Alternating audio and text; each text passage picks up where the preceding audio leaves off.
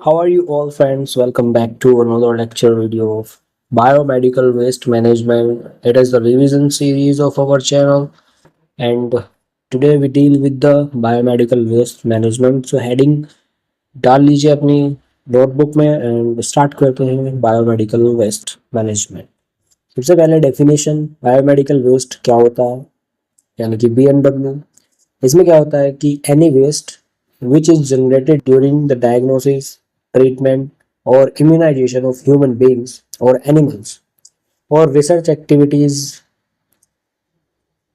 In the production of testing of biological और in health camps, यानी कि जो भी वेस्ट डायग्नोसिस के दौरान, ट्रीटमेंट के दौरान और इम्यूनाइजेशन ऑफ ह्यूमन बींग या एनिमल्स के दौरान निकल के आ रहा है, उसको हम मैनेजमेंट कैसे करते हैं, उस चीज को हम बोलते हैं बायोमेडिकल वेस्ट मैनेजमेंट। यहाँ पे डेफिनेशन खत्म होती है। तो यहाँ पे मैंने आपको बताया any waste during during diagnosis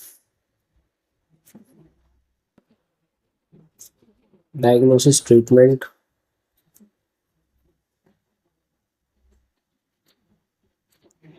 और immunisation.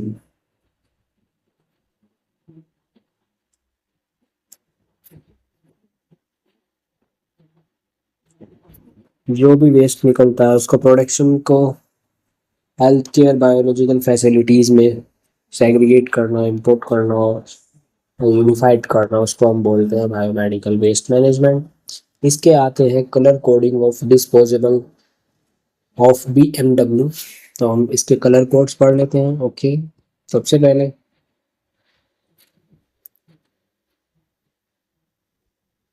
Colour coding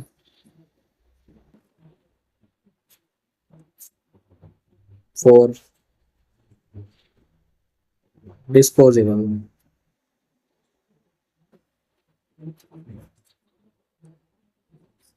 of BMW।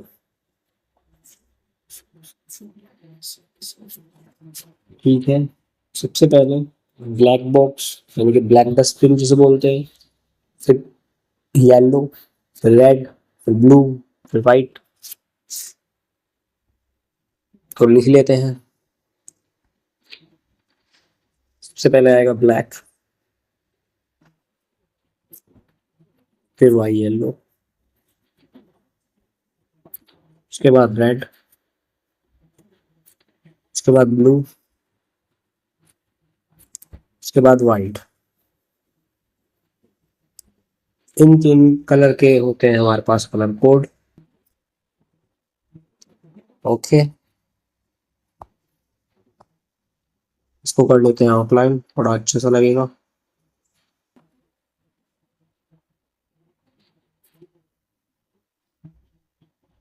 ठीक है, बात करते हैं आगे। अब इसमें क्या कौन सा वेस्ट आता है, इस पर बात कर लेते हैं। तो इसमें जर्नल वेस्ट आते हैं।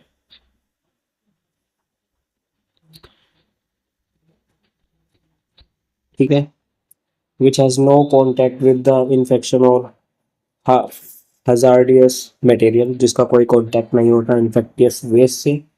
और इसमें जैसे newspaper, food waste,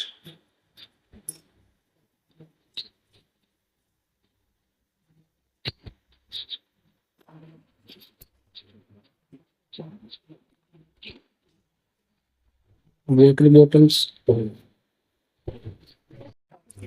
water bottles, packing materials, cardboard box. These are the black box और black box यानी कि black डस्टबिन में आते हैं हमारे ये। उसके बाद येलो डस्टबिन के आइटम्स जो कि होते हैं, it's item consist of contaminated with blood and body fluids. तो आइटम्स जो है वो कंटामिनेटेड होंगे। आइटम्स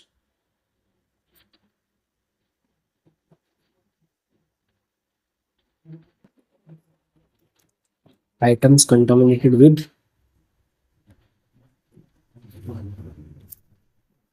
ब्लड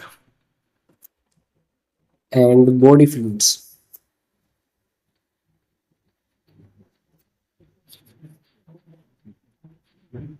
ठीक है, बात करते हैं कौन कौन से आते हैं इसमें, जैसे एनाटॉमिकल वेस्ट,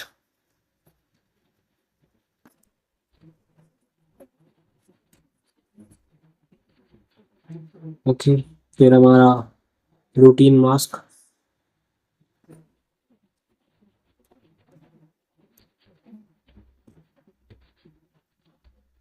उसके बाद आता है हमारे पास कैप,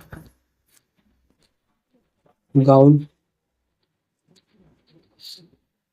उसके बाद goes bandages, cotton dressing material,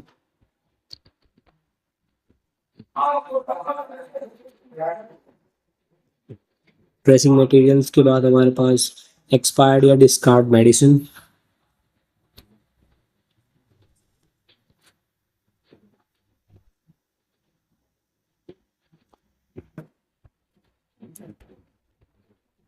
ठीक है, एक्सेट्रा वगैरह इसमें सब आते हैं। उसके बाद हम बात कर लेते हैं प्लास्टिक वेस्ट की, जो कि रेड में आता है। रेड में आते हैं हमारे कंटामिनेटेड प्लास्टिक वेस्ट,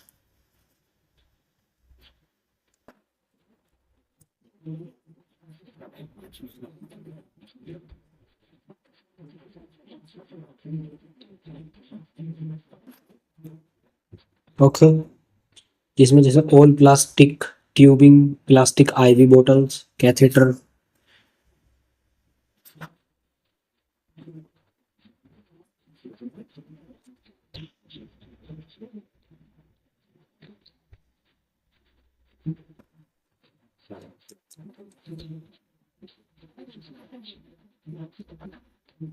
कैथेटर हो गया, ठीक है, यूरो बैग हो गया,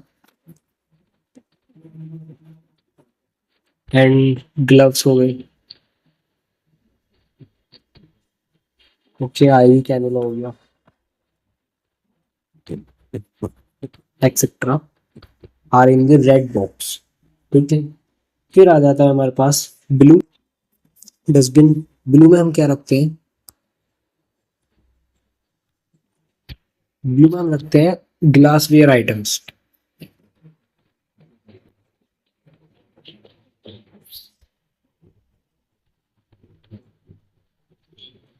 इसमें हमारे आइटम्स आते हैं broken एम्प्योला,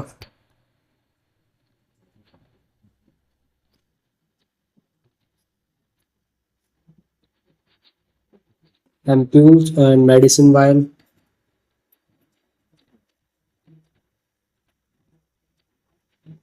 okay, and metallic body,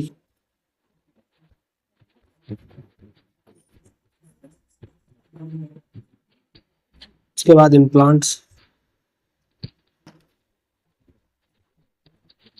उसके बाद टेस्ट ट्यूब्स,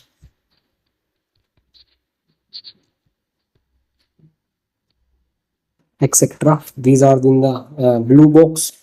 उसके बाद हमारे पास आता है व्हाइट बॉक्स। तो इसमें हम क्या करते हैं? Contaminated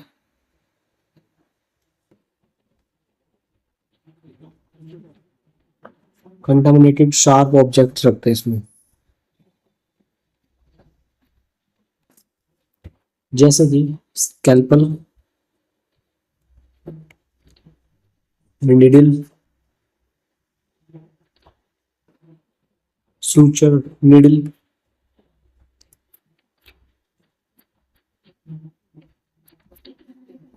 and fixed needle।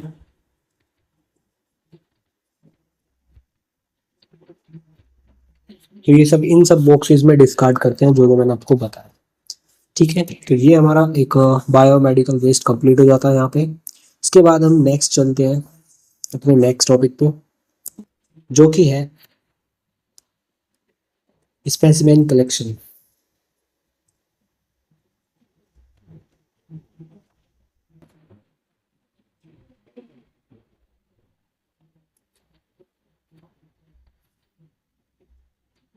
Specimen collection क्या होता है कि types of urine collection methods, इसमें हम बात करते हैं। सबसे पहला आता है स्पेसिमेन कलेक्शन में यूरिन कलेक्शन।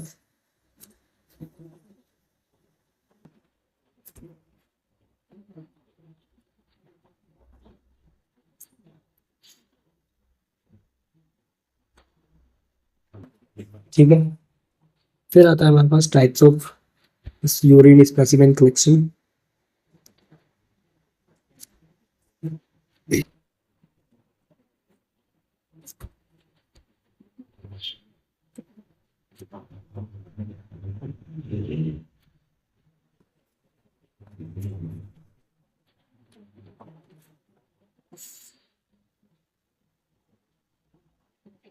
ठीक है, तो बात करते हैं इसको। सबसे पहला आता है रैंडमली कलेक्टेड स्पेसिमेन। तो इसका फर्स्ट टाइप है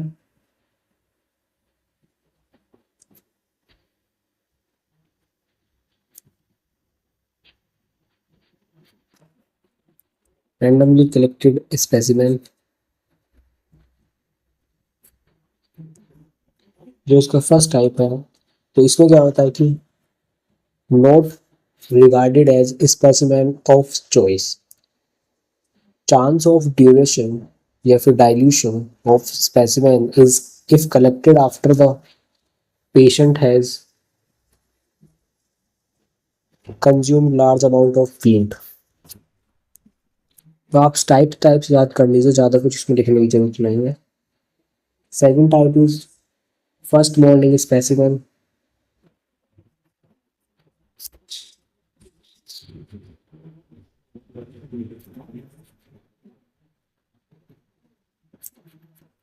third is mid stream clean catch specimen.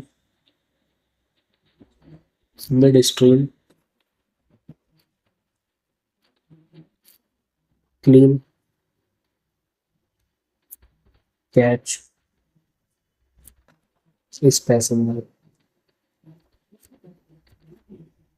इसके बाद timed collection specimen.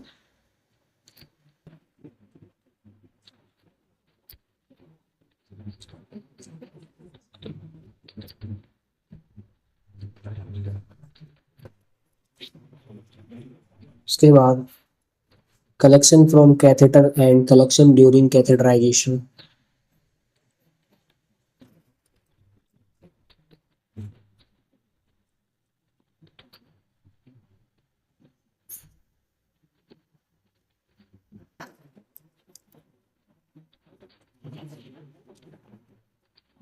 collection during catheterization।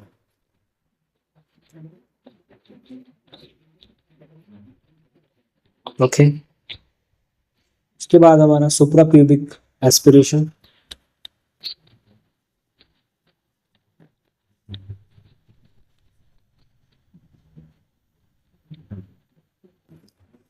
Okay, सारे नोट डाउन करने हैं आपको, ठीक है, क्योंकि इंपॉर्टेंट प्ले रोल करते हैं जब भी आप स्पेसिमेन कलेक्शन को पढ़ते हो, ठीक है। 24 आवर्स कलेक्शन।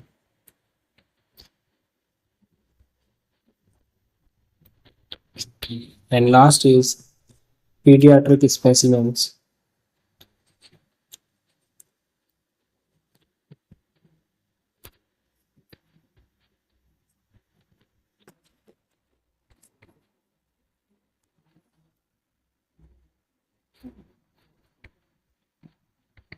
या फिर इसे हम बोल सकते हैं back collection in bracket. Okay, अब बात करते हैं colour of urine and interpretation.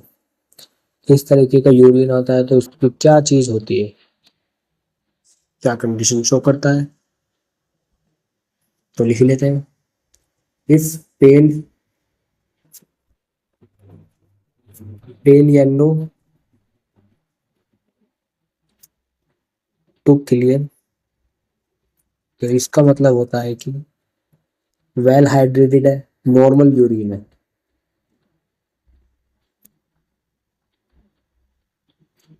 इसके बाद आता है ट्रांसपेरेंट येलो।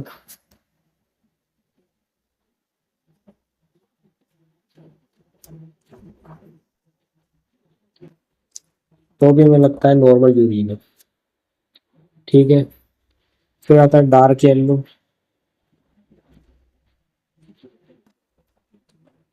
ठीक है, इसमें होता है कि माइल्ड माइल्ड डिहाइड्रेशन डिहाइड्रेटेड है, लेकिन नॉर्मल यूरिन कह सकते हैं हम इसको।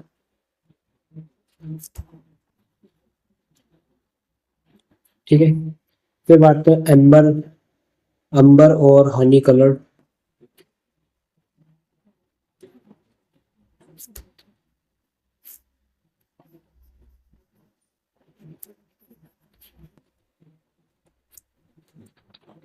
तो भी हमारा डिहाइड्रेटेड है लेकिन नॉर्मल कंसिडर करेंगे। इसके बाद लाइट ऑरेंज,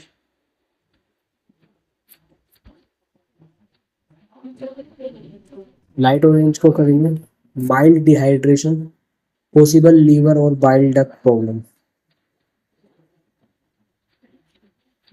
पॉसिबल लीवर और बाइल डक्ट प्रॉब्लम। इसके बाद अगर ऑरेंज आ रहा है तो क्या प्रॉब्लम हो सकती है, डिहाइड्रेशन हो सकता है उसको।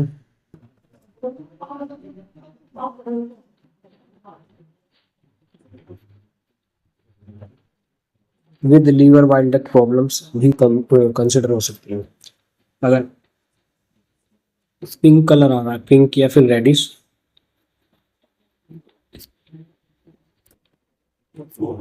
तो इसके साथ साथ presence of blood in urine,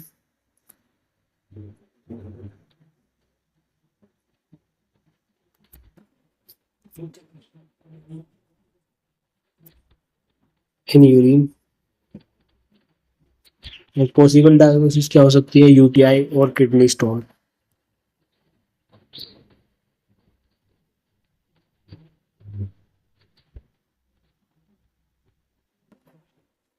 kidney stone, okay. फिर अगर हमारा ब्राउन कलर का आ रहा है यूरिन,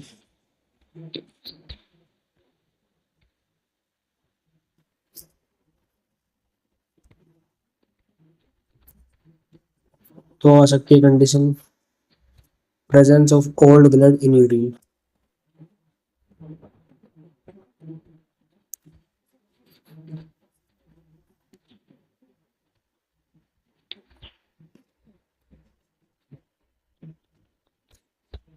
उसके बाद ब्लू और ग्रीन,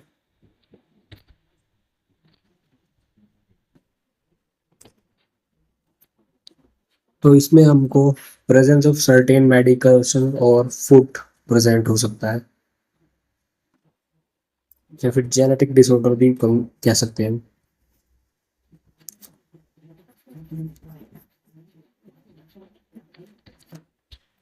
एंड क्लाउडी और मिल्की,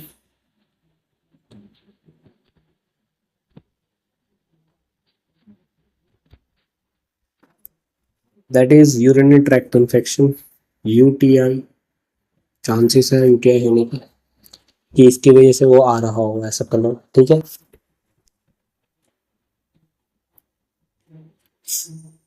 अब कुछ टेस्ट पढ़ लेते हैं हम, कौन सा टेस्ट करा सकते हैं सब diagnostic test on urine to determine the presence of selected substance. कौन से टेस्ट है किस सब्सटेंस के होने का पता चलता है, इसकी बात कर लेते हैं। सबसे पहले कोल टेस्ट या फिर होट टेस्ट बोलते हैं इसको। ये होता है यूरिन एल्ब्यूमिन के लिए।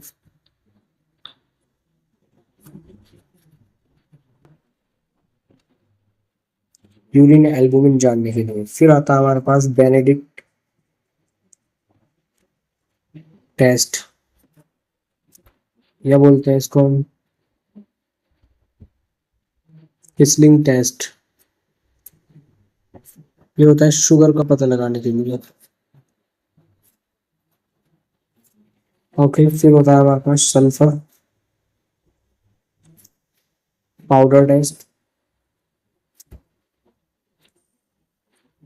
या फिर इसको हम बोल सकते हैं हेयर टेस्ट। ये होता है बाइल सोल्ट के लिए। उसके बाद आता है आयोडीन टेस्ट, या फिर स्मिथ टेस्ट। ये होता है बाइल पिगमेंट के लिए।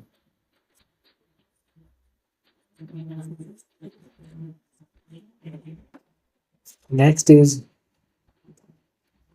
Rothera test, Rothera nitro fluoride test. ये होता है कीटोन बॉडीज के लिए।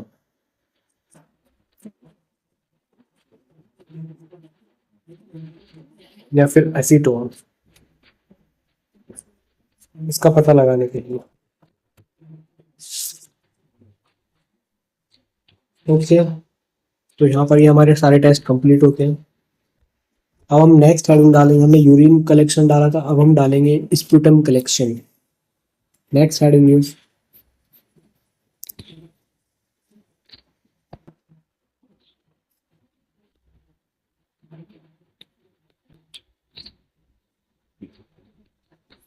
स्पुटम कलेक्शन, और इसके साथ हम डील करते हैं इसमें क्या क्या है। तो स्पुटम कलेक्शन हम किस चीज के लिए एग्जामिन करते हैं, सबसे पहले तो लिख लीजिए, एग्जामिन फॉर ग्रोस अपीयरेंस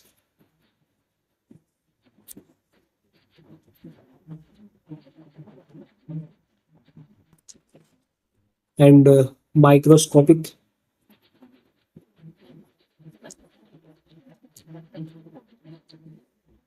फिर हम करते हैं ग्राम स्टेनिंग के लिए,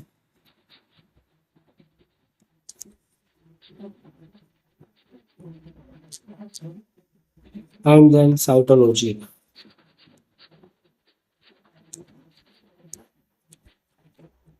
ठीक है, फिर प्रोसीजर क्या होता है कि इसका morning sample is consider the best. अगर हम प्रोसीजर की बात करें तो किस टाइम पे इस प्रोसीजर में करते हैं, तो जो इसमें प्रोसीजर बेस्ट माना जाता है वो मॉर्निंग माना जाता है, मॉर्निंग टाइम में, क्योंकि morning sample is consider the best.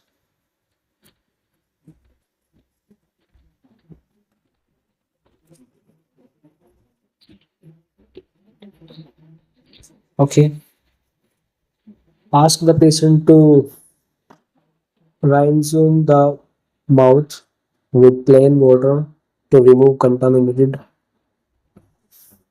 parts from mouth. Okay, instruct करना patient को to bring out sputum by deep cough, and sputum for culture should be collected in a sterile container. sterile container होना चाहिए उसमें collect करने के लिए, and transport to the laboratory immediately, और उसको इमीडिएटली ट्रांसपोर्ट करना चाहिए इनको, कहाँ को, लेबोरेटरी को।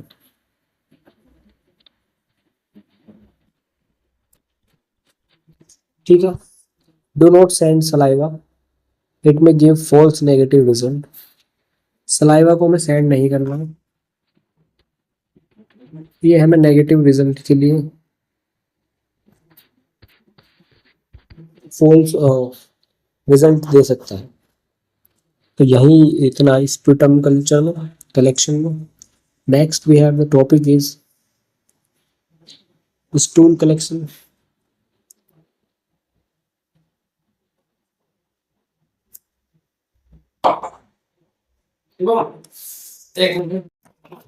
सो अब हमारे पास आता है स्टूल कलेक्शन। स्टूल कलेक्शन क्या होता है कि stool collection is the process of obtaining sample of a patient faeces. ठीक है, फॉर डायग्नोस्टिक पर्पस।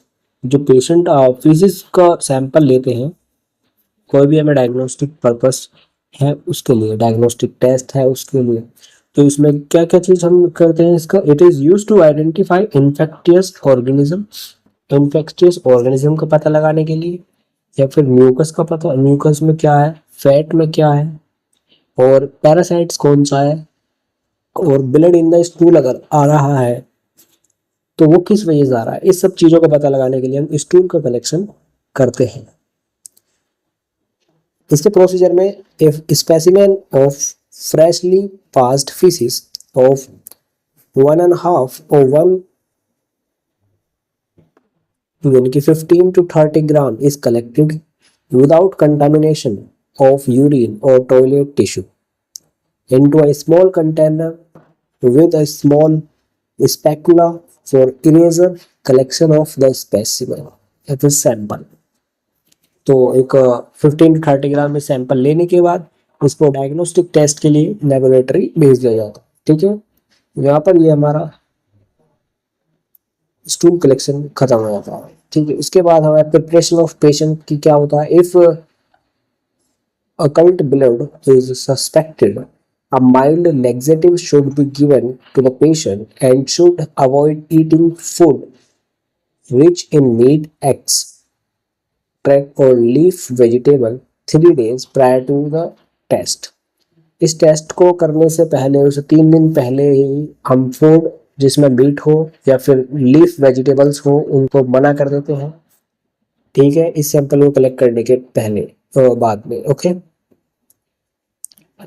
पहले 3 दिन। ठीक है, fish is passed in a 24-hour period is collected for 2 to 3 days, collect consecutively is sent daily for analysis। 3 दिन की fishes collection उसका करते हैं ताकि उसको एनालिसिस के लिए भेजा जा सके, ताकि नेगेटिव चांसेस कम हो और हमारा पॉजिटिव रिजल्ट निकल के आए जो भी हम देखना चाह रहे हैं। ठीक है, और नर्सिंग रिस्पॉन्सिबिलिटी क्या होता है।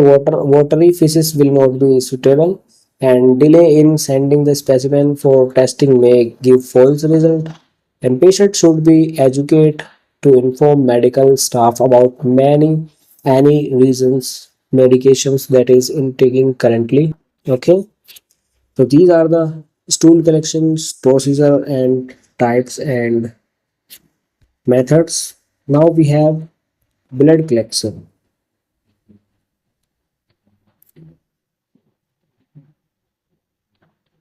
सो ब्लड कलेक्शन में क्या होता है, ये तो सबको पता है, ब्लड ही कलेक्ट होगा।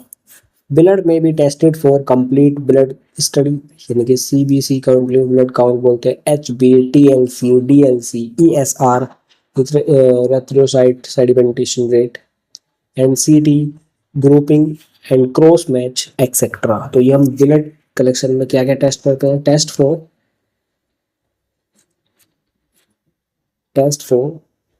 HB लेवल को टेस्ट करने के लिए, TLC total leucocyte count, and DLC and ESR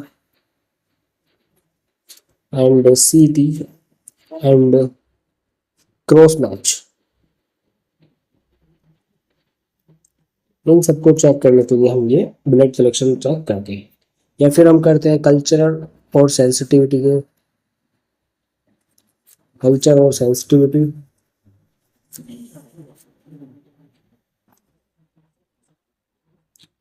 ठीक है, उसके बाद हम urea, sugar, LFT, lipid profile and enzymes, इन सब के लिए भी करते हैं। इलेक्ट्रोलाइट के लिए करते हैं। ठीक है, एंड लास्ट इज एंटीजेंस के लिए, एंटीबॉडीज के लिए भी करते हैं।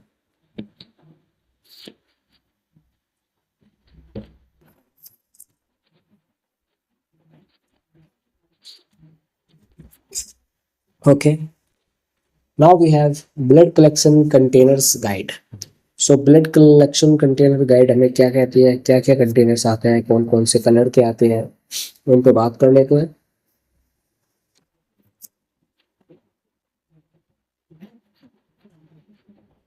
ब्लड कलेक्शन कंटेनर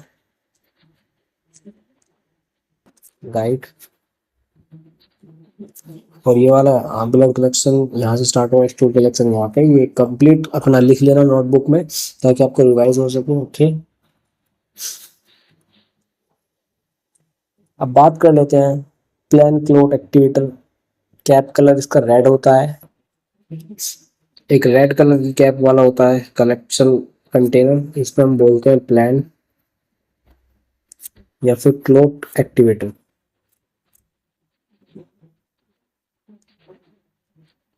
ठीक है, ये 6 ml होता है, 6 ml वॉल्यूम रिक्वायर्ड होता है इसमें। फिर उसके बाद आता है हमारे पास पिंक ये होता है K2EDTA।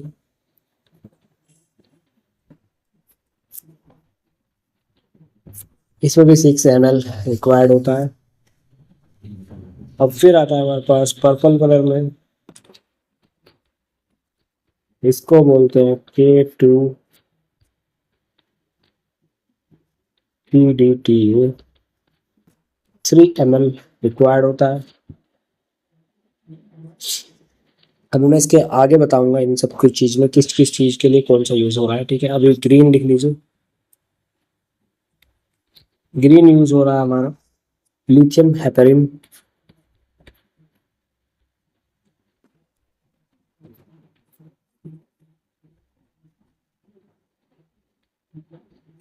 इसमें हम मिलाते हैं, ओके। जो एडिटिव्स है वो हम इसमें मिलाते हैं लिथियम हेपेरिन, जिससे पता चलता है हमें।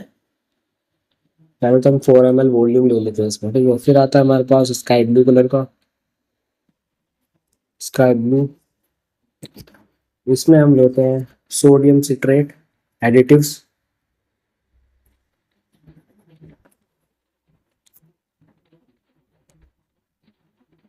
इसके बाद आता है 2.7 ml। And next is grey colour का होता है। इसमें आता है सोडियम फ्लोराइड या potassium oxalate.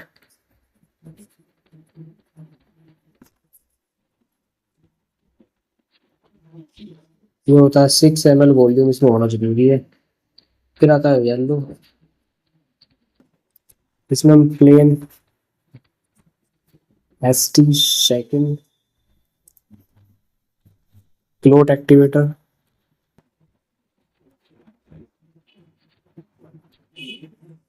And serum gel separator.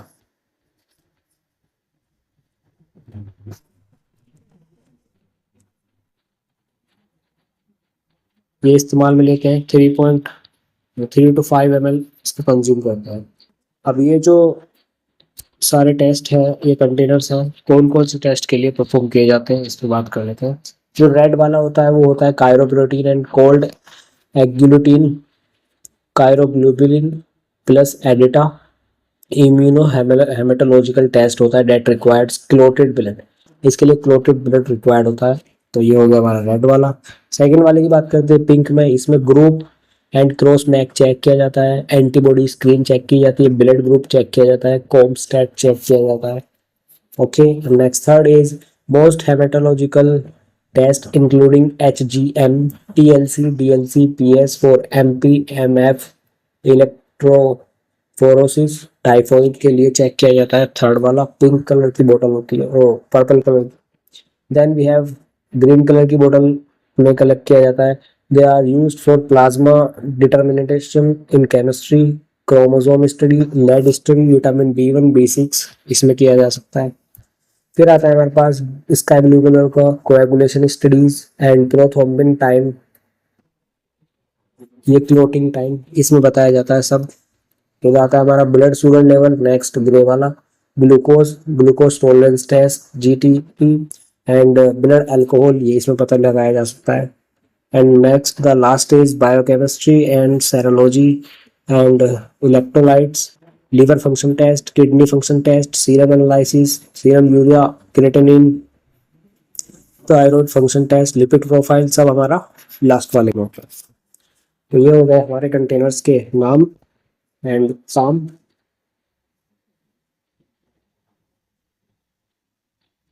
तो यहाँ पे हमारा ये टॉपिक कंप्लीट होता है। इसमें हमने बहुत सारे टॉपिक्स पढ़े, जैसे ब्लड कलेक्शन पढ़ा, स्टूल कलेक्शन पढ़ा, स्पुटम कलेक्शन पढ़ा, उसके बाद स्पेसिमेन कलेक्शन में यूरिन कलेक्शन पढ़ा, उसके बाद हमने पढ़ा बायोमेडिकल वेस्ट मैनेजमेंट। तो these are the lecture class for biomedical waste manager and specimen collections.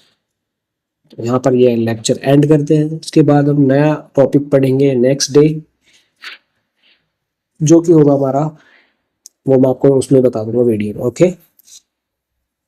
Thank you for watching and like और शेयर कर देना भाई वीडियोस को, और कमेंट करना चैनल को, आई मीन वीडियो को, और सब्सक्राइब करना चैनल को। मिलते हैं फिर नेक्स्ट वीडियो में। Till then take care, bye bye.